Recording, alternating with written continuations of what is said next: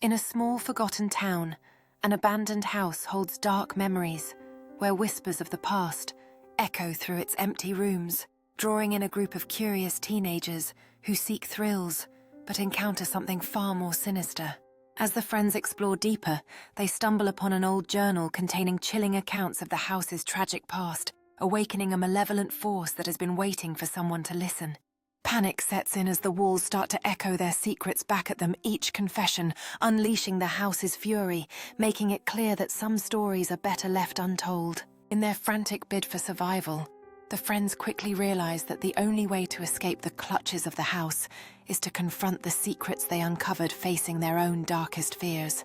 United by their shared terror, the teenagers formulate a plan to break the house's curse by revealing the truth behind its tragic history, seeking redemption for the lost souls trapped within. As they delve deeper into the house's history, the friends uncover a tale of betrayal and heartbreak, realizing that only through empathy can they break the cycle of torment that binds the spirits to the forsaken home.